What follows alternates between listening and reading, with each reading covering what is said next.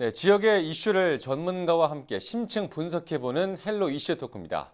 자, 오늘 함께 말씀 나눠주실 두 분입니다. 하기남 변호사 그리고 전 국회 대변인이자 현재 경남대 극동문제연구소 최형두 초빙 교수 나오셨습니다. 반갑습니다. 네, 안녕하십니까. 반갑습니다. 네, 이슈 짚어보기부터 시작하겠습니다. 자, 변호사님, 워낙 지금 이제 이슈입니다. 황교안 자유한국당 대표가 이제 민생 투어를 하겠다고 돌아다니고 있는데 최근에 우리 경남 지역에도 왔잖아요. 창원 부림시장을 찾아서 한 말이 이제 부림시장 청년몰의 이 청년몰의 분위기를 성토했습니다. 뭐 여러 가지 또 문재인 정부 실정 부각에 대한 치중하던 발음도 나오고 있는데 어떻게 평가하십니까? 예, 뭐 장소를 고른 게 의도적이긴 한데 그래서 그럴 때 보이긴 하지만 잘못하면 누워 침뱉기가 될 수 있다. 저는 그렇게 평가하고 싶습니다. 지금 여기 간 장소가 부림시장 그 중에서도 이미 이제 폐쇄가 돼버린 청년몰이거든요. 거기서 이제 문재인 정부의 실정을 부각시키려고 했던 것 같은데 문제는 그 부림시장이 쇠락하고 청년몰이 결국은 문을 닫게 된 그 시기가 결국은 이 동네 국회의원이 한국당 그 전신 국회의원들이 오래 계실 때 그리고 청년몰도 역시 한국당 시장이 있을 때란 말이에요. 그래서 그런 부분이 오히려 니들이 잘못한 거 아니냐라는 그런 누워서 침뱉기가 될 수 있고 그 옆에 보면 국회의원 이주영 국회의원, 윤한홍 국회의원 같이 있는데 그분들이 계실 때 그랬던 거란 말이에요. 그래서 장소적으로 잘못하면 누워 침뱉기가 될 수 있다는 거 하나. 인물적으로도 지금 황교안 대표가 기대를 받고 있기 때문에 많은 분들이 같이 따라오고 환호하는데 문제는 더 보여줘야 된다는 거죠, 비전을. 옛날에 문재인 대통령, 노무현 대통령, 김대중 대통령, 박근혜 대통령은 보면 자기만의 철학과 비전이 있었거든요. 노무현 대통령이 내 아내를 버리란 말입니까? 라고 외칠 때 서민들이 환호했고 문재인 대통령이 노무현 대통령이 돌아가셔도 그 당시 대통령인 이명박 대통령에 가서 그리고 고개를 숙이면서 품격을 보여줬던 것 그런 것들이 떴는데 황교안 대표도 지금 현재 어떤 보수의 아이콘을 품격으로 뜨고 있지만 더 나아간 비전을 보여주지 못하면 반기문 총장처럼 단명할 수도 있다. 그런 점에서 기대와 우려가 공존하는 부분입니다. 또 한쪽에서는 너무 또 극으로 가는 모습들이 보이고 있어서 이게 과연 영남권의 보수 세력 확장성에 오히려 한계가 되지 않을까 이런 예상도 나옵니다. 어떻게 보십니까? 그건 이제 뭐 평론가들이 일부러 나쁘게 평가하는 것이고요. 지금 황교안 대표는 이제 민생 속으로, 국민 속으로 가겠다는 것이죠. 이게 왜 그런가 하니까 지금 경제 지표들이 아주 나쁩니다. 지금 대통령께서는 얼마 전에 그 중소기업 그이들 만나가지고 통계와 뭐 현실이 좀 다르기는 하지만 건실하다 전체적으로 건실하다고 이야기했는데 지금 우리 통계청에서 나온 4월 경제 지표를 보면은요. 이 실업률이 지금 19년 만에 가장 나쁩니다. 그리고 청년 실업률도 이게 집계된 뒤로 최악이고요. 그리고 특히 우리 가계를 책임지고 있는 30대, 40대 취업률, 제조업 자리가 일자리에 줄어들고 있고 그래서 부림시장 역시 바로 그런 우리 경제에 피폐해지고 있는 양상의 가장 대표적인 장소입니다. 그리고 이 창원 그 경남 경제의 경우는 물론 이제 산업위기 지역이기도 하고 이게 구조적인 문제도 있는데 특히 창원 같은 경우는 원전 산업, 우리 경남 발전 산업이 우리나라 최고이자 세계 최고입니다. 지금 이 탈원전 정책으로 지금 뭐 두산중공업이라든가 이 협력회사 300여 곳이 지금 굉장히 어려워지고 있지 않습니까? 이것들이 지역 경제에 미치는 영향이 있습니다. 그래서 야당 대표, 지금 또 원외 대표입니다. 원외 대표로서는 사실은 국민 속에서 그런 고통이 무엇인지를 듣는 것이 그 경청이라고 하지 않습니까? 경청 행보라고 생각하고요. 그런 면에서 저는 상당히 그 지금 주목할 만한 행보라고 생각합니다. 이게 뭐 지금 여당 민주당이 그렇게 평가를 하고 있는데 민주당에서 지금 맞불 투어를 시작을 했습니다. 그러니까 이 민생 투어라는 것이 실제로 반향을 일으키고 있다는 거 반증이 되겠죠. 자, 이 황교안 대표와 관련된 이슈 짚어보기 좀 나눠봤습니다. 경남 국회의원들의 지역 민생 행보가 뜨겁습니다. 1년 남짓 남은 2020년 총선이 현장에서는 이미 불이 붙은 분위기입니다. 오늘 헬로 이슈 토크에서는 현재 이 도내 정치권 분위기에 따라 예측할 수 있는 다양한 가능성에 대해서 이야기 나눠보겠습니다. 네, 교수님. 자, 뭐 이제 지금 이름만 들으면 알 수 있는 거물급 정치인들이 뭐 아시다시피 해양 신도시 문제 또 뭐 진주 아파트 참사 관련돼서 주요 현안에 관련돼서 목소리를 많이 내고 있습니다. 이게 과연 내년 총선을 염두한 또 연관짓기라는 목소리가 있는데 거기 동의하십니까? 맞습니다. 지금 총선이 이제 11개월밖에 안 남았습니다. 예. 이 현역 국회의원들은 지역구 구민들한테 굉장히 신경을 많이 씁니다. 지금 특히 다선하신 분들은 그동안 뭐 수없이 많이 했는데 우리 도시가 우리 지역이 달라진 게 뭐냐 예. 이 주민들 목소리에 바짝 이제 귀를 기울일 시점이고요. 그런 측면에서 지금 특히 중진 의원일수록 초선 의원도 마찬가지지만 지역 구민들 또 우리 도시 우리 지역에서 꼭 필요한 것들을 얼마나 해결하는지 또 이걸 얼마나 해결할 수 있는지 역량을 보여줘야 됩니다. 이제 예. 마산의 경우는 바로 이제 해양 신도시가 되겠죠. 이게 사실 인공섬입니다. 이게 신도시를 지어서 될지 안 될지 모르겠는데 이게 이제 이걸로 해서 지금 창원시 전체가 3천억의 적자를 지고 있습니다. 마산만을 지금 가로막고 있고 특히 마산 하포 지역을 그 경관과 함께 굉장히 여러 가지 큰 장애물입니다. 이걸 어떻게 살리느냐 이게 가장 큰 중요한 이슈고요. 이것은 비단 그 마산 하포 지역뿐 아니라 창원 나아가서는 경남 경제와도 관계된 부분이죠. 그리고 지금 진주, 우리 또 창원도 그렇고 양산 모든 지역에서 경기가 어려워지면서 이게 산업위기 지역이 또 많지 않습니까? 통영부터죠. 또 창원도 그렇고 진해 지금 STX도 있고 거제 지역도 그렇고 예. 이런 지역들에 대해서 지금 하 변호사님 말씀하셨습니다만 역시 국회의원은 정책 능력을 보여줘야 됩니다. 그 정책 능력이 보여주는 것이 이제 정당으로 집결되는 것이고요. 특히나 지금 야당 아닙니까? 야당이기 때문에 지금 여당이 풀지 못하는 문제를 과감하게 제기하고 특히 이제 탈원전 정책으로 인한 후유증 문제를 지금 자유한국당 지속적으로 제기하고 있습니다만 그런 문제들을 지속적으로 제기하고 유권자들하고 바짝 다가가야죠. 그래서 유권자들이 진정으로 원하는 것, 지금 경제가 너무 나쁘고 소상공인이 가장 어렵다고 하지 않습니까? 이런 것들을 풀어줄 수 있을 능력들을 지금 보여줘야 됩니다. 예, 알겠습니다.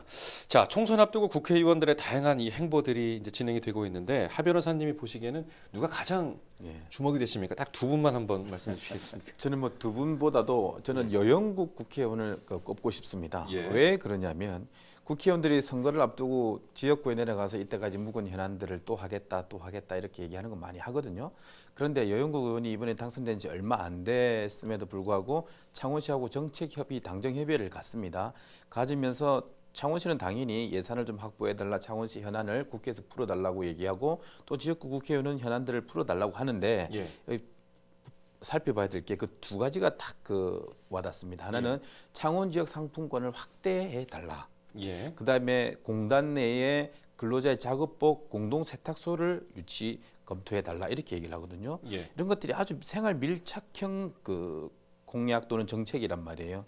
국회의원들은 나라 일을 하기 때문에 국가적 의제에 대해서 얘기를 하죠. 공수처라든지 선거법 패스트트랙. 예. 그렇지만 당장 민생과는 조금 거리가 먼데 이런 조그만 거 하나하나를 챙기면서 민생을 챙긴다는 거죠. 창원 지역 상품권은 결국 우리 지역 경제가 굉장히 나쁘니까 바닥이 내수진작이라도 좀 해보자는 몸부림이고 예. 그리고 이 공단 근로자들의 어려운 환경을 좀 개선해 보고자 하는 이 세탁소 같은 거 이런 것들은 아주 조그만 어떻게 보면 밀착형 공약인데 오히려 서민들에게는 직접적으로 다가가는 아주 신선한 그런 행보를 저는 여영국 의원에게서 보았습니다. 알겠습니다.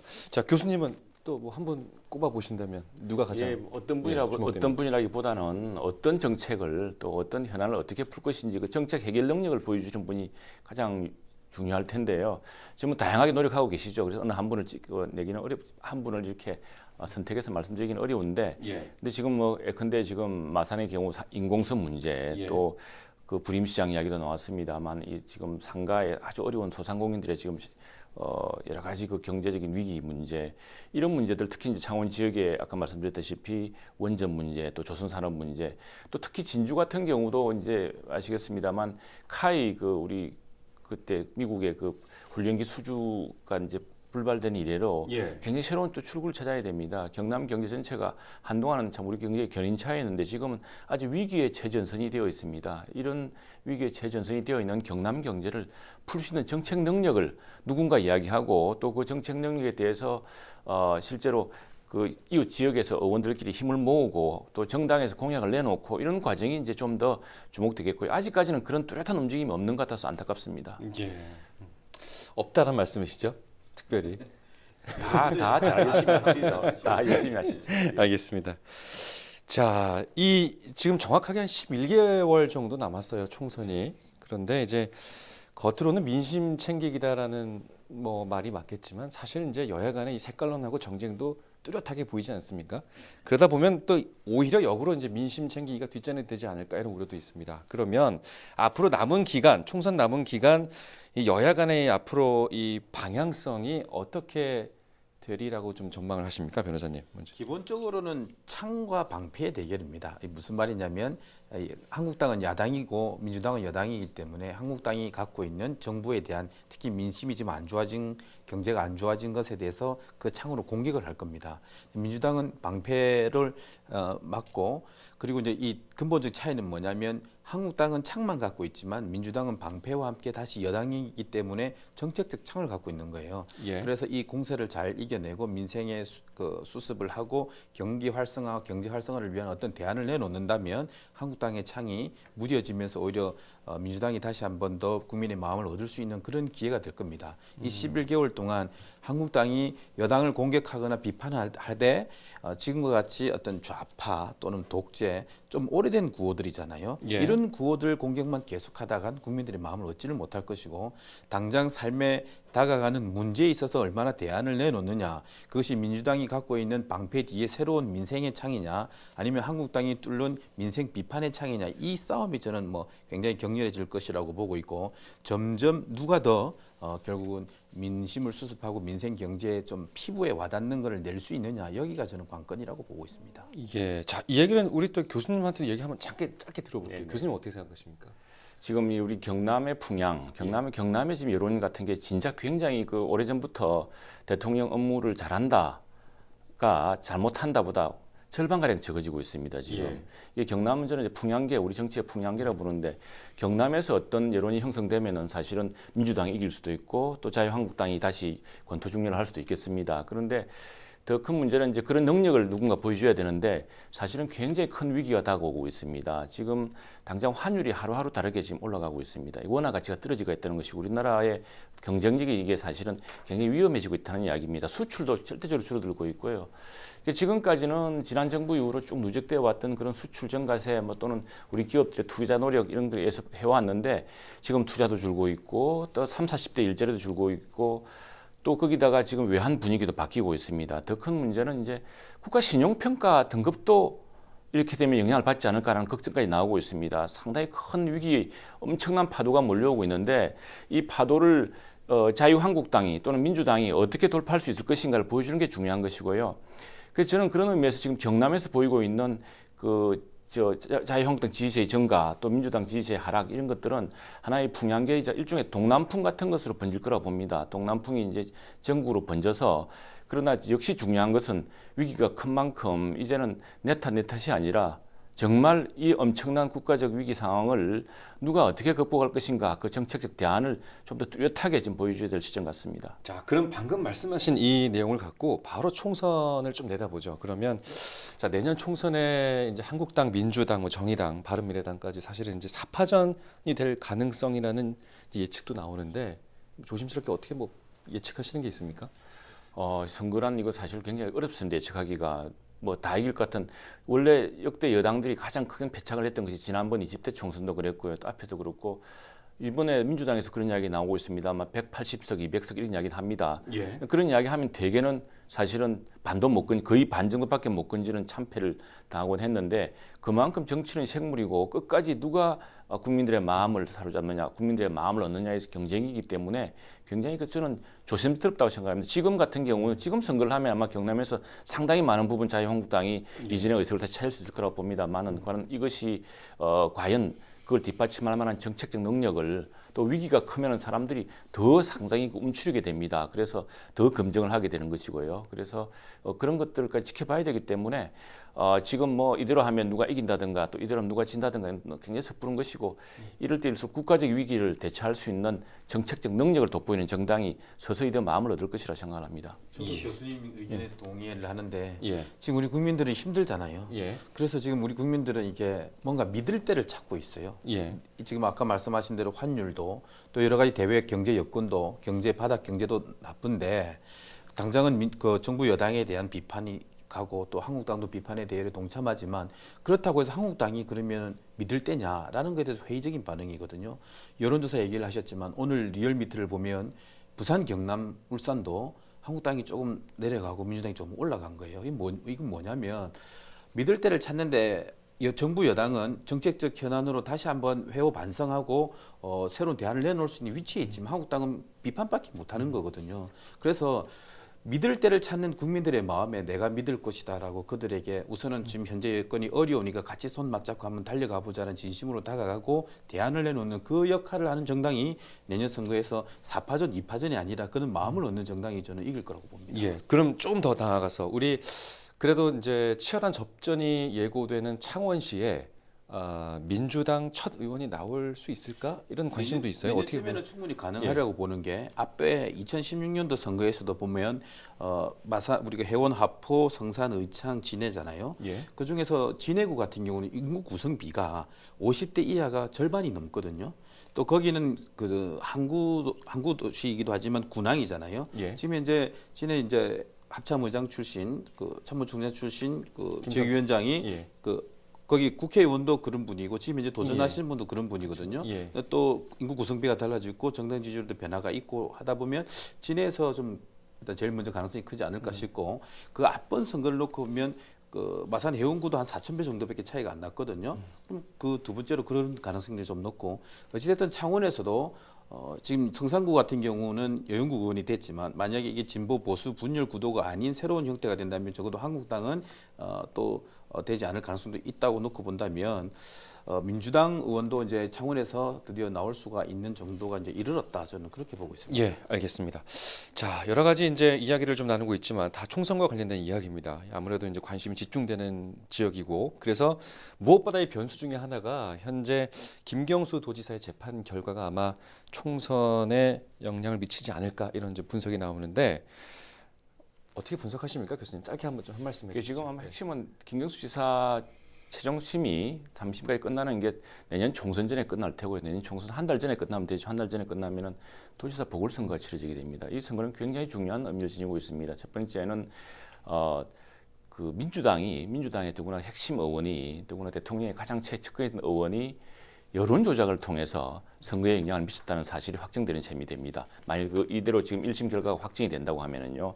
그래서 이건 굉장히 큰 우리 민주주의 이 사회에서 중요한 의미가 있을 테고 또 하나 이제 이게 경남지사 선거까지 한꺼번에 국회의원 선거가 치러지면서 예. 이 현재 민주당 정부의 경제 실정 이 실정이 한꺼번에 심판받는 그리고 또 하나 지난번에 댓글 여론 조작이라고 하는 엄청난 사건에 대한 그 문제점과 함께 한꺼번에 심판받는 큰 계기가 될 거라고 생각을 합니다. 그래서 저는 지금 그 아마 김경수 지사나 또는 민주당으로서 이 점을 가장 걱정하고 있다고 생각하는데 지금 이럴 때일수록 저는 오히려 민주당에서 말이죠. 지금 뭐 송영길 의원도 이야기하고 또 박영선 장관도 이야기하고 있습니다만 정말 민생에 다가가는 정책을 스스로 특히 이 지역 의원들이나 후보자들은 제시했으면 좋겠습니다. 지금 탈원전으로 고통 겪는 게 뻔한데 똑같은 이야기를 하고 있습니다. 지금. 그리고 또 대통령의 인식도 사실은 아쉬운 게 많은 대목입니다. 경제는 근실하다 그러고 큰 문제가 없다 이야기하고 있습니다. 경남에서는 위기를 정말 하루하루 체감하고 있는데 그건 너무 동떨어진 이야기거든요. 이와 다른 이야기들을 민주당에서도 이야기를 하고 해야 될 텐데 지금 그런 의미에서 만일 그 민주당이나 민주당 후보들이 그 지금 대통령이라든가 정부와의 인식과 다른 좀 더 생생한 인식을 보여준다면은 내년 총선에서 김경수 지사가 수록 만일 이제 자격을 상실해서 도지사 보궐선거 이루어지더라도 뭐 어떤 어필할 대목이 있겠지만은 지금 같은 상황이라면은 도지사의 도지사직을 잃는다는 것은 굉장히 경남 선거판에 큰 변수가 될 거라고 생각합니다. 예, 잘 알겠습니다. 근데 약간 다를 수가 있습니다. 선거는 과거를 향해 가는 것이 아니고 결국은 미래를 향해 가는 거기 때문에 설령 그런 일이 안 생기겠지만 그런 일이 생긴다 하더라도 결국은 관건은 도지사 후보가 누가 되느냐가 오히려 더 영향을 주는 것이고 새로운 도지사 후보가 그다음에 그런 김경수 재판은 이미 예방주사를 한번 맞았습니다. 구속될 때 충격 그리고 다시 석방되면서 회복하면서 더 이상 그 자체만으로는 충격이 좀 덜할 것이고 결국 누가 새롭게 비전을 제시하느냐 이 차이가 저는 더 크다고 보고 총선은 또 각자 도생이기 때문에 흐트러져요. 그런 점이 있습니다. 알겠습니다. 자, 우리 짧은 시간이지만 사실 이 총선과 관련된 경쟁도 뜨겁게 예고되기 때문에 오늘 이야기도 참 뜨거웠던 것 같은데요. 네. 나중에 시간이 되면 한 번 더 이야기를 나눠보도록 하겠습니다. 예. 자, 내년 총선을 향한 열기가 서서히 달궈지는 분위기입니다. 특히 경남은 예측할 수 없는 중도층이 캐스팅 보트로 떠오르면서 헤비급 지역 국회의원들의 행보가 더욱 바빠질 것으로 보입니다. 오늘 헬로 이슈 토크는 여기까지입니다. 고맙습니다.